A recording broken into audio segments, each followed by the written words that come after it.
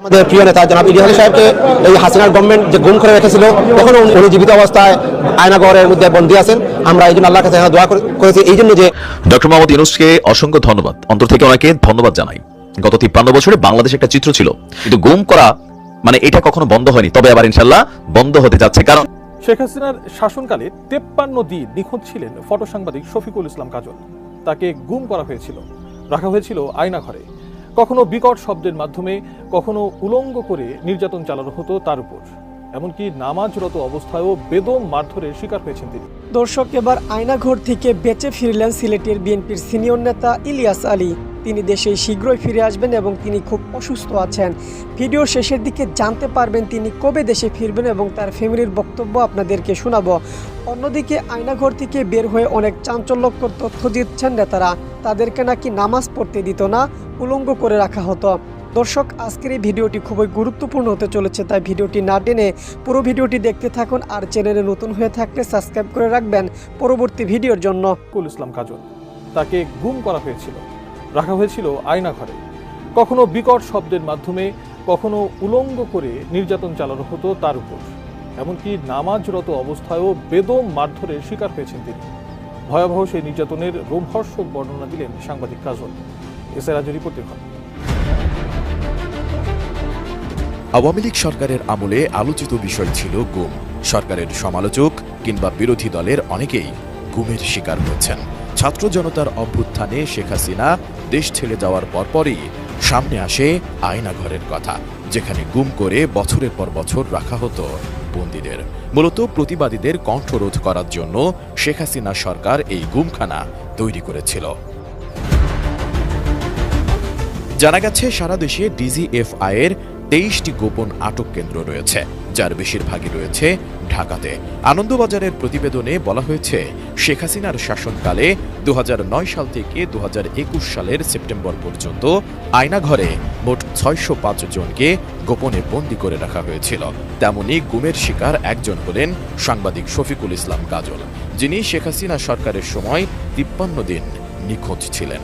এবার সেই ভয়াবহ দিনগুলোর অভিজ্ঞতা জানিয়েছেন সাংবাদিক কাজল। গুম জীবনের ভয়াবহ নির্যাতনের বর্ণনা দিয়ে কাজল বলেন, গুমের জীবনে নির্যাতনের শিকার হয়েছে, আবার কখনো বিকট শব্দের মাধ্যমে, কখনো নগ্ন করে নির্যাতন চালানো হয়েছে। এমনকি নামাজরত অবস্থায় বেদম মারধরেরও শিকার হয়েছে। নির্যাতনের এক একটি গল্প যেন ছাড়িয়ে যায় আরেকটিকে। দু একটি নয়, নির্যাতনের এমন অনেক সেল রয়েছে আয়নাঘরে। আমি যেখানে ছিলাম সেটা হলো একটা হাফ ডান সেল। মাথা খাড়া করে দাঁড়ানো যায় না, সাইডে বসা যায় না, ফিরা যায় না, ঘোরা যায় না। স্মল অ্যাজ লাইক 3 ফিট হতে পারে।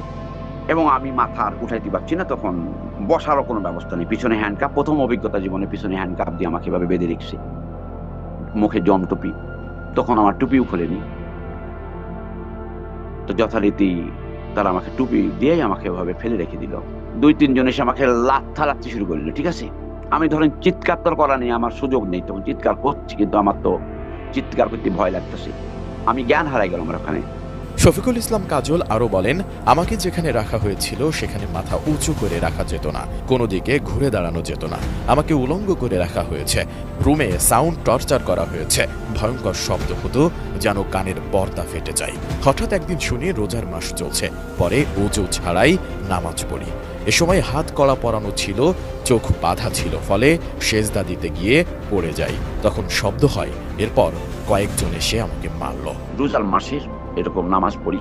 তো একদিন আমি পিছনে তো হ্যান্ডকাপ আর চোখ বাঁধা, তো একদিন আমি সিজদা দিতে গিয়ে দুম করে পড়ে গেছি। এক শব্দ হয়েছে, এই সময় ভিতরে ঢুকে আমাকে অনেক মার দিছে। তখন আমি বলছি, আল্লাহ আমাকে বের করে দেন। ওদেরকে বলছি, ভাই আমাকে মেরে ফেলেন না রে, আপনারা আমাকে একটা কিছু করেন। মারছি আমি, যে সিজদা শব্দ হয়ে গেছে, ধুরুম করে পড়ছি, তো আমি বুঝতে পারিনি আর কি। তখন আল্লাহ বলিস, এই সময় আমাকে খুব মার দিছে। এরপরে আমি আল্লাহকে অনেক অনেক বসে অনেক কাঁদছি, আল্লাহ আমাকে মেরে ফেলেন, না আমার জানটা কবজ করি। 2020 সালের 11 মার্চ ঢাকা বিশ্ববিদ্যালয়ের কার্জন হলের সামনে থেকে গুম করা হয় সাংবাদিক কাজলকে। তারপর জোম টুপি পরিয়ে তাকে নিয়ে যাওয়া হয় মাটির নিচের কোনো অজ্ঞাত স্থানে। ফটো সাংবাদিক কাজল বলেন, আমার স্ত্রীকে তৎকালীন স্বরাষ্ট্রমন্ত্রী কল করে বলেছিলেন, আপনার স্বামী অনেকের বিরুদ্ধে চলে গেছে, আমি সবাইকে ম্যানেজ করতে পেরেছি, কিন্তু মেহেরপুরের প্রতিমন্ত্রীর কাছে আপনি মাফ চান।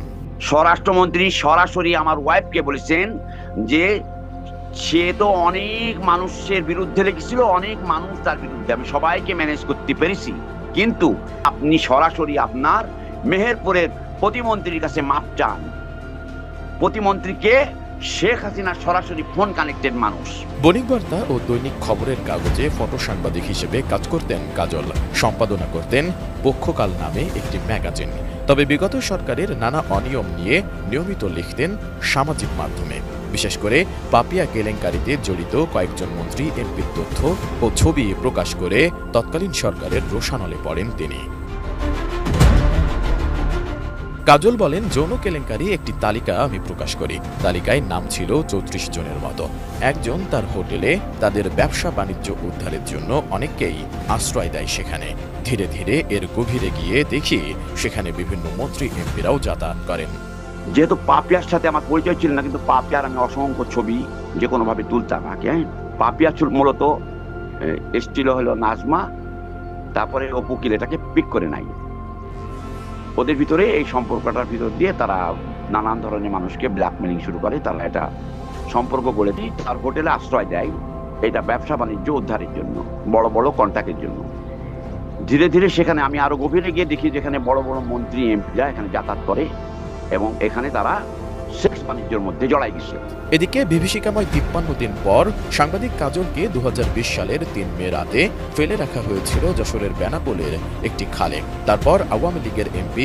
দর্শক, পুরো ভিডিওটি দেখলেন।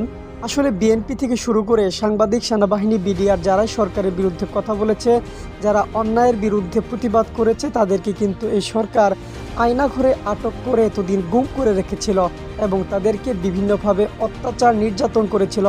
তাদেরকে নামাজ পড়তে দিত না, উলঙ্গ করে রাখা হতো, রোজা রাখতে দিত না, কখন রাত কখন দিন তাদেরকে বুঝতে দেওয়া হতো না। এদের মধ্যে একজন হলেন বিএনপির সিনিয়র নেতা ইলিয়াস আলী। তিনি এখন খুব অসুস্থ আছেন এবং বিদেশে চিকিৎসা নিচ্ছেন। তার ফ্যামিলি তার জন্য অনেক দোয়া করছে।